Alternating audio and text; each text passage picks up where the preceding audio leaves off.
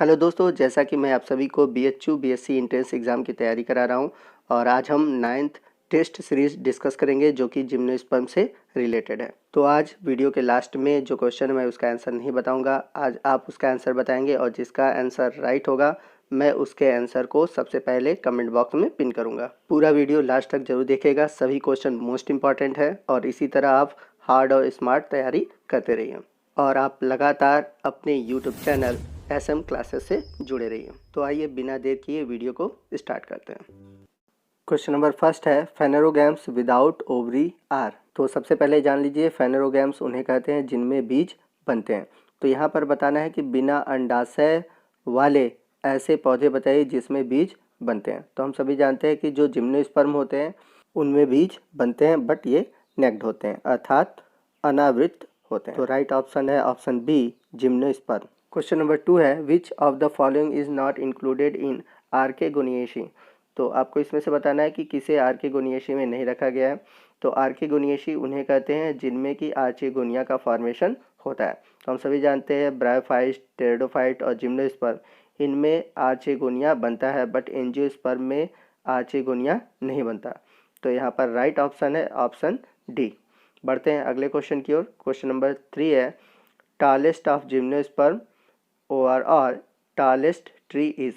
तो इसमें पूछा है कि सबसे बड़ा जिम्नोस्पर्म कौन है और इसके अलावा अगर पूछा जाए कि सबसे बड़ा पेड़ कौन है तो दोनों का आंसर सेम होगा और राइट ऑप्शन है ऑप्शन सी, सिकोया। तो जो सिकोया का प्लांट है वो विश्व में सबसे बड़ा पौधा होता है। आगे बढ़ते हैं अगले क्वेश्चन की ओर। Which of the following is not included in tracheophyta. तो यहाँ पर क्वेश्चन में पूछा जा रहा है कि किन्हें ट्रैकियोफाइटा में नहीं रखा गया। तो ट्रैकियोफाइटा क्या होता है पहले मैं आपको बता दूं कि ऐसे प्लांट जिनमें जाइलम और फ्लोएम का फॉर्मेशन होता है वो ट्रैकियोफाइटा में रखे जाते हैं। तो हम सभी जानते हैं टेरिडोफाइट, जिम्नोस्पर्म, एंजियोस्पर्म, इन सभी में जाइलम और फ्लोएम पाए जाते हैं बट जो ब्रायोफाइट्स हैं इनमें नहीं पाया जाता। तो राइट आंसर है option A, bryophytes. Question number 5 है, which act as a connecting link between gymnosperm and angiosperm. तो आपको इसमें से बताना है कि कौन सा जिम्नोस्पर्म और एंजियोस्पर्म के बीच की संयोजन कड़ी है। तो राइट ऑप्शन है निटेल्स। ये जो है आपके जिम्नोस्पर्म और एंजियोस्पर्म के बीच की कड़ी है। क्वेश्चन नंबर 6 है, फीमेल कोन और stipules is absent in which gymnosperm. तो आपको बताना है कि फीमेल कोन या जिसे हम बोलते हैं स्टिब्यूल किस जिम्नोस्पर्म में अब्सेंट होता है। तो राइट ऑप्शन है ऑप्शन ए, साइकस। बढ़ते हैं अगले क्वेश्चन की ओर।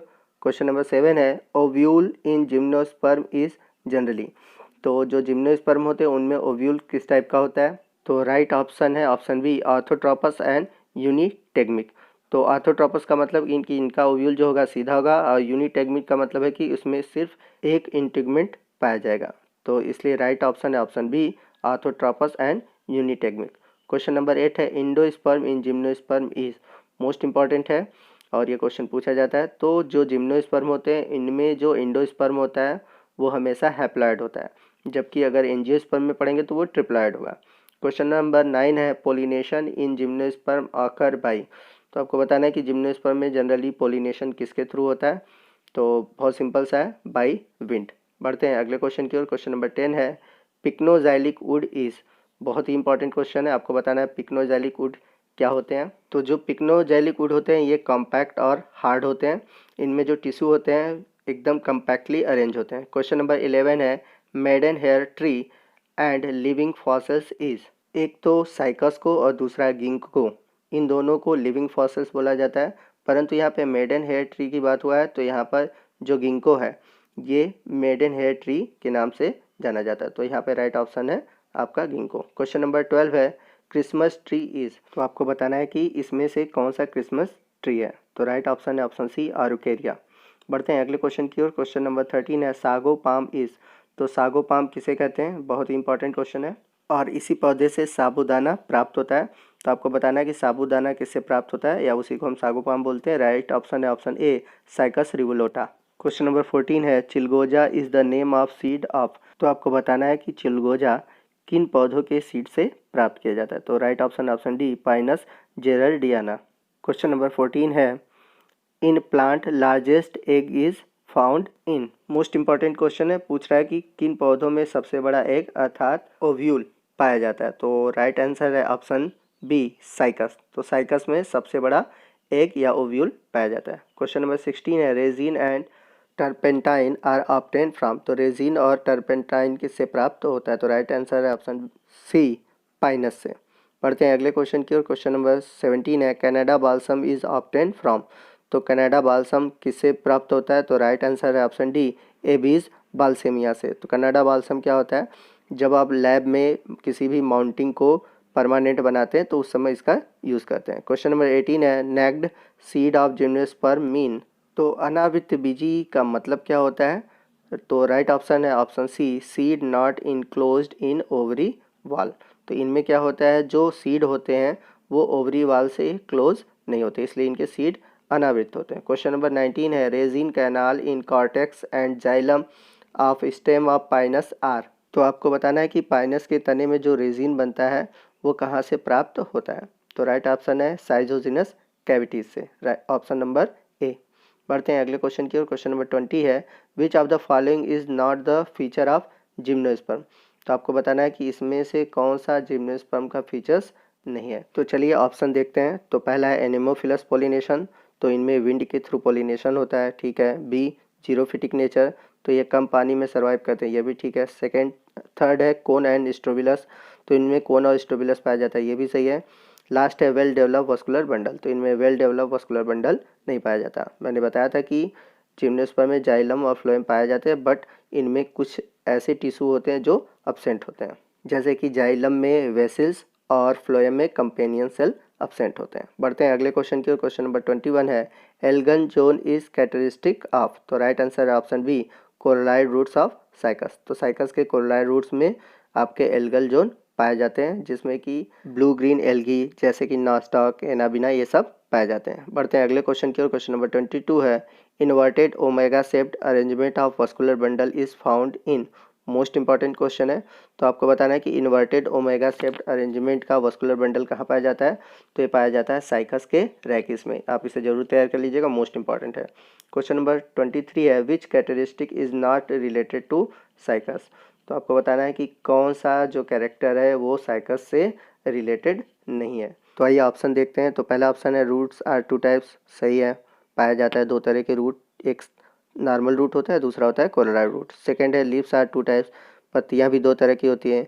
Xylem are two types, xylem भी दो प्रकार के पाए जाते हैं, सेंट्रीपिटल और सेंट्रीफ्यूगल, बट फ्लोएम दो प्रकार के नहीं पाए जाते हैं।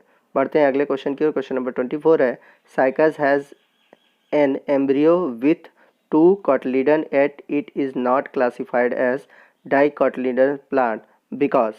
तो बहुत ही अच्छा क्वेश्चन है। पहले मैं क्वेश्चन आपको समझा देता हूँ कि साइकस के एम्ब्रियो में दो कॉटलीडन पाए जाते हैं, बट इन्हें डाइकॉटलीडन में क्यों नहीं रखा गया है, या इन्हें डाइकॉटलीडन प्लांट क्यों नहीं कहते। तो इन्हें डाइकॉट इसलिए नहीं कहा जाता है क्योंकि इनके ओव्यूल जो होते हैं वो नेक्ड होते हैं। क्वेश्चन नंबर 25 है, in Cycas the pollen grain are shed at. तो साइकस में पोलन ग्रेन कब बाहर निकलते हैं। तो राइट ऑप्शन है सी 3 सेल्ड स्टेज में। जब ये 3 सेल वाले स्टेज में होते हैं तब ये बाहर निकलते हैं। आइए बढ़ते हैं अगले क्वेश्चन की ओर। क्वेश्चन नंबर 26 है, the life cycle of Pinus is.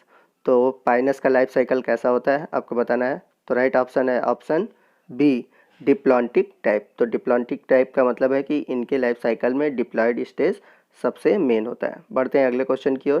Question number 27 है, the term saccus is used for. तो टर्म साइकस किसके लिए यूज होता है। तो राइट आंसर है option B wings of pollen grain of Pinus. तो पाइनस के जो पोलन ग्रेन होते हैं उनमें विंग्स पाए जाते हैं, जिन्हें हम बोलते हैं साइकस। बढ़ते हैं अगले क्वेश्चन की ओर। क्वेश्चन नंबर 28 है, which one is matched incorrectly. तो यहाँ पर कौन सा मैचिंग इनकरेक्टली है आपको बताना है। तो आइए ऑप्शन को देखते हैं। तो पाइनस में माइकोराइजल रूट पाया जाता है, सही है। साइकस में कोरलाइड रूट पाया जाता है, ये भी सही है। सिकोया को रीडवुड ट्री भी कहते हैं, ये भी सही है। परंतु वुड गैस और वुड तार पाइनस से निकलता है, जबकि हम लोगों ने पीछे पढ़ा था कि एबी से मिलता है कनाडा बाल्सम। तो राइट मैचिंग नहीं है, ये मैच इनकरेक्टली है। तो राइट ऑप्शन है ऑप्शन डी। क्वेश्चन नंबर 29 है, gymnosperm of medical importance in treatment of cold cough ETC. तो किस जिम्नोस्पर्म का यूज़ किया जाता है आपके सर्दी जुकाम में। तो राइट ऑप्शन है ऑप्शन बी एफेड्रा, जिससे कि एफेड्रिन नामक एल्कलॉइड्स निकलता है, जिसका यूज़ कोल्ड और कफ के ट्रीटमेंट में किया जाता है। बढ़ते हैं अगले क्वेश्चन की ओर। क्वेश्चन नंबर 30 है cones and flower are similar as. तो हम सभी जानते हैं कि जो जिम्नोस्पर्म होते हैं उसमें कोन्स पाए जाते हैं और जो एंजियोस्पर्म उसमें फ्लावर पाए जाते हैं। तो इन दोनों में क्या सिमिलरिटी है? तो right option B, both are reproductive organs. तो दोनों ही रिप्रोडक्टिव ऑर्गन्स है। क्वेश्चन नंबर 31 है which of the following is characteristic of gymnosperm wood. तो आपको बताना है कि जिम्नोस्पर्म के वुड का कैरेक्टरिस्टिक फीचर कौन सा है। तो जितने भी जिम्नोस्पर्म के वुड होते हैं वो सॉफ्ट वुड होते हैं, तो इसलिए यहाँ पर ऑप्शन है option B, non porous wood. बढ़ते हैं अगले क्वेश्चन की ओर। क्वेश्चन नंबर 32 है a prokaryotic autotrophic nitrogen fixing symbiotic is found in. तो आपको बताना है कौन सा प्रोकैरियोटिक जो कि ऑटोट्रॉफिक है, नाइट्रोजन का फिक्सेशन करता है और सहजीवी के रूप में पाया जाता है। तो हम सभी जानते हैं साइकस के कोलोराइड रूट्स में एल्गल जोन पाया जाता है जिसमें कि ब्लू ग्रीन एल्गी पाए जाते हैं। तो राइट ऑप्शन सी, साइकस। बढ़ते हैं अगले क्वेश्चन की ओर। क्वेश्चन नंबर 33 है a gymnosperm leaf carries 16 chromosome, the number of chromosome in its endosperm. तो क्वेश्चन में पूछ रहा है कि एक जिम्नोस्पर्म है जिसके लीफ में 16 गुणसूत्र हैं, तो उसके इंडोस्पर्म में कितने गुणसूत्र होंगे। तो हम सभी जानते हैं कि जो लीफ है उसमें डिप्लॉयड नंबर ऑफ क्रोमोसोम है, बट जो इंडोस्पर्म होते हैं वो हैप्लॉयड होते हैं। तो राइट आंसर है ऑप्शन डी, 8। क्वेश्चन नंबर 34 है सावर ऑफ सल्फर और shower of golden dust is. Most important question है, आप इसको तैयार रखिएगा। तो राइट ऑप्शन है option C, dehiscence of microspore in pinus. तो जब पाइनस के माइक्रोस्पोर निकलते हैं तो आसमान में जैसे लगता है कि पीले बादल छा गए हैं, तो इसलिए हम बोलते हैं इसे सावर ऑफ गोल्डन डस्ट। बढ़ते हैं अगले क्वेश्चन की ओर। क्वेश्चन नंबर 35 है और इसका आंसर आपको बताना है। क्वेश्चन नंबर पहले 35 में बोल देता हूँ। Gymnosperm are called softwood spermatophytes because they lack. तो जिम्नोस्पर्म को सॉफ्टवुड भी कहा जाता है या सॉफ्टवुड स्पर्मेटोफाइट कहा जाता है। क्यों कहा जाता है, क्या कमी होती है, आपको इसका आंसर बताना है। तो जिसका आंसर राइट होगा मैं उसके आंसर को अपने कमेंट बॉक्स में सबसे पहले पिन करूंगा। तो इसी तरह आप अपनी तैयारी करते रहिए, वीडियो को लाइक कीजिए और अपने दोस्तों में इसे शेयर करते रहिए और हमारे चैनल को सब्सक्राइब कीजिए। तो आज के लिए बस इतना ही। जय हिंद, जय भारत।